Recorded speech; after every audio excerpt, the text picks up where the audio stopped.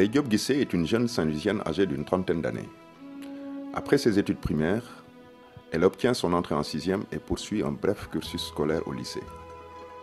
Par la suite, elle arrête ses études pour faire de la couture au Centre de formation technique et professionnelle de Saint-Louis, le CRETEF.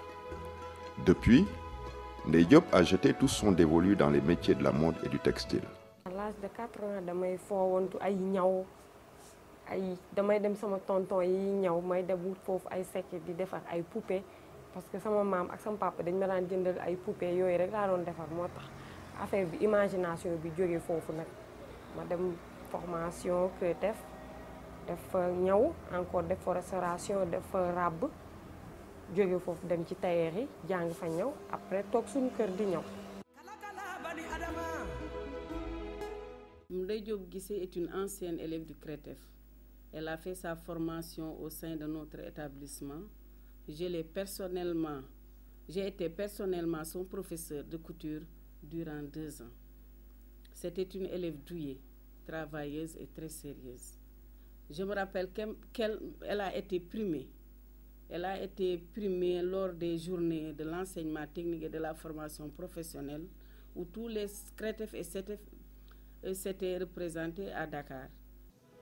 En 2003, elle se présente au concours national des couturiers du Sénégal, les Ciseaux d'Or, où elle obtient la médaille de bronze.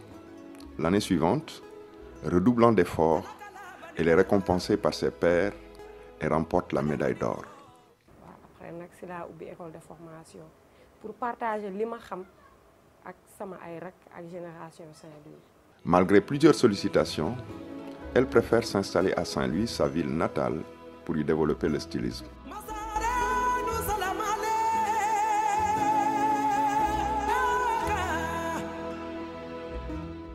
yëpp bu ñu commencé évoluer dañuy bàyyi seen région dem faneen dem Dakar parce que mode bi foofu la ëppee doole foofu la ñuy gën a xam sa gëdd te n'empêche que toujours ñi nekk foofu dañ may wax pour ma ñëw à Dakar mais dama ni nu mu métti naa toog sama dëkk ma jéem rek dina mas a baax. Son ambition a toujours été de faire profiter de son art à la jeunesse de Saint-Louis. C'est pourquoi, en 2005, elle ouvre son atelier de couture et de stylisme. Avant de venir chez nous, elle était déjà ciseaux d'or. Vous voyez il y avait déjà quelque chose. Et elle était venue nous voir pour un renforcement. Nous l'avons accompagnée dans le cadre de l'élaboration de son document de projet en relation avec l'ONUDI. Nous l'avons appuyée jusqu'à ce qu'elle élabore son projet. Et le projet a été financé par le Fonds de développement local. Le projet s'était surtout focalisé sur l'achat de plusieurs machines. Et nous l'avons accompagnée dans ce processus. Dans la même dynamique, elle y aménage un espace pour la formation avec comme objectif d'appuyer et d'insérer à la vie active les jeunes sortant des centres de formation technique et professionnelle. Parce que bima dogué ñew mën naan daanaka mënuguma woon lu bëri daal sama ñaw setul woon coupe aussi dama daan hésiter lu bëri ñemewu ma woon sax ciseau mais bu ma ñëwee fii moom moo doon fital di ma wan di ma jàppale daal di ma wan façon coupe yu bëri di ma wan ay création ba léegi mën naa ñaw yu set ay tenue cérémonie yooyu yëpp dama koy ñaw ay ensemble yooyu yëpp ñaw yu mel na près yu set laay ñaw.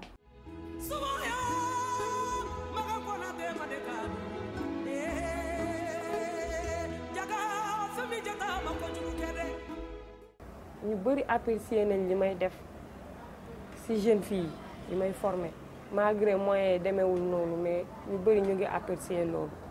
waa PLP ñoom ñoo may jàppale ñoo may encourager jox ma ay financement pour ma gën a mën a continuer sama li may def formation bi may def ci élèves bi. encore boole nañ ma ak yeneen partenaires waa ONUDI ñu jox ma ay élèves ma leen di former waaw indil nañ ma ay élèves yu jóge CRETEF pour ñu def ci formation fii.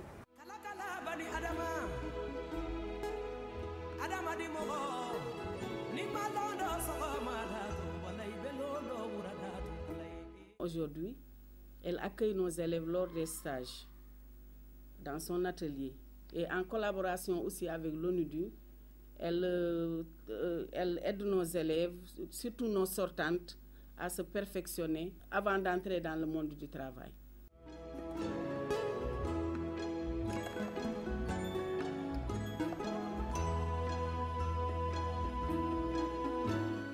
En ce qui concerne le programme de réduction de la pauvreté, nous sommes prêts à l'appuyer encore et à être à ses côtés afin qu'elle puisse être comme les autres entreprises de référence.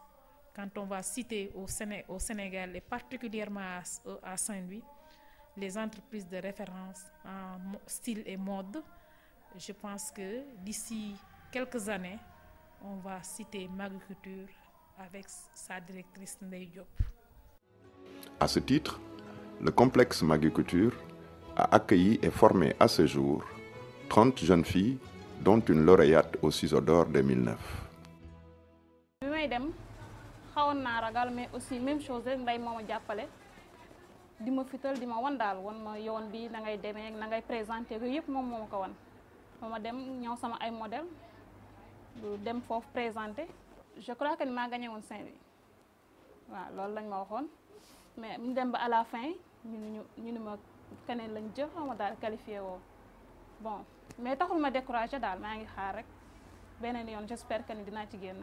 Ces futures femmes chefs d'entreprise ont été imprégnées de la réalité entrepreneuriale et ont acquis des compétences techniques additionnelles.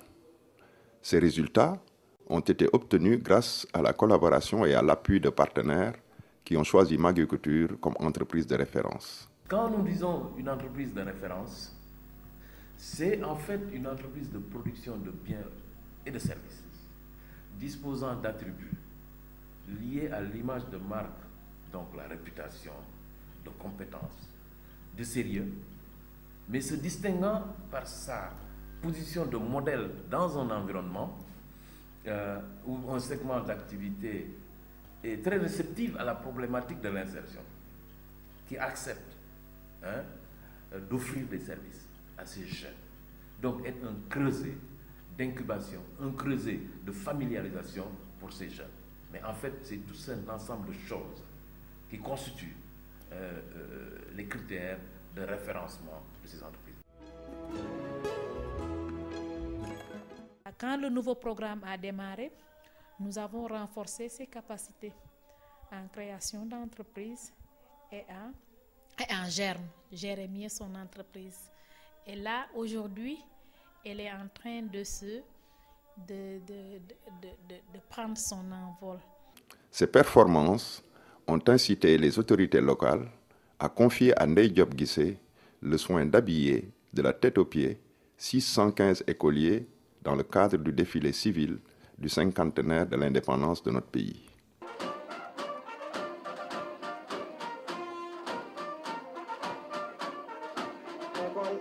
si région bi yëpp tànn nañ fi 50 personnes ñu fi tànn ñëpp ñu si la ñu bokk tànn nañ si Magui Couture 12 personnes ñu dem pour la région de Saint-Louis ñoo leen habillé indi yóbbu cosaan yi nga xam ne mooy cosaanu Ndar yëpp ñu yóbbu ko Dakar mais bi ñu génnee ñun ñoo nekk première position te loolu rek lañ si bëggoon. Dans la même dynamique, monsieur le maire de la commune a souhaité un retour aux traditions vestimentaires saint-louisiennes. si 350 ans Saint-Louis maire am na responsabilité bu ma fi jox pour ñu war a delloo si waa Ndar cosaanu démb ay yére cosaan fexe daal dëkk bi ñëpp delluwaat démb sol ay cosaan. C'est ainsi que Linguère, Braque du Waalo, Almami du Fouta et Signar ont fait leur retour lors de magnifiques défilés dans les jardins de la gouvernance. Au final, il faudra nous appuyer sur nos traditions vestimentaires pour donner de nouvelles opportunités de chantier à nos stylistes, couturiers et artisans à l'heure de la mondialisation.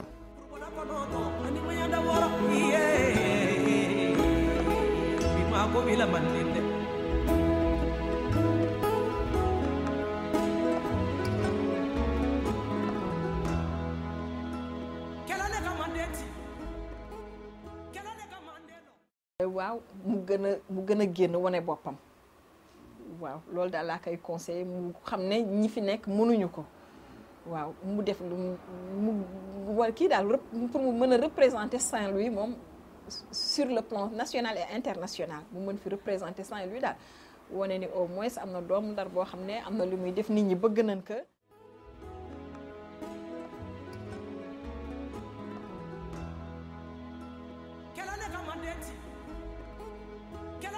Mon rêve, je lui ai déjà dit, d'ici 2 ans, 3 ans, je veux qu'elle sorte de cet atelier.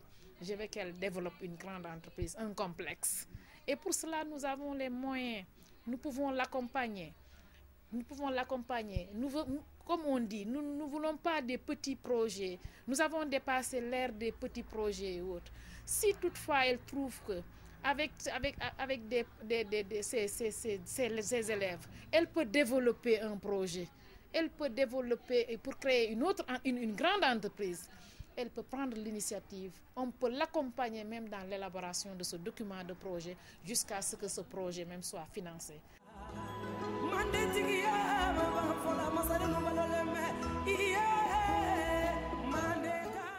Rêve bi mooy suñu cosaan yi fi am Saint-Louis dafa riche foo ko yóbbu ci biir Sénégal sax dañ koy apprécier kon donc buñ ko mënee yóbbu à l'extérieur muy def va-et-vient ñuy def échange ak ñi nekk foofu dina doon lu ma neex dina doon lu baax te loolu sama xalaat la waaw bu ñu mënee dem États-Unis France yóbbu suñu ay signaar suñu ay cosaan yóbbu ko foofu exposé ko fa def fa ay événement am naa yaakaar dinañu emporter dara daal dina emporter dara région bi dina emporter dara Saint-Louis.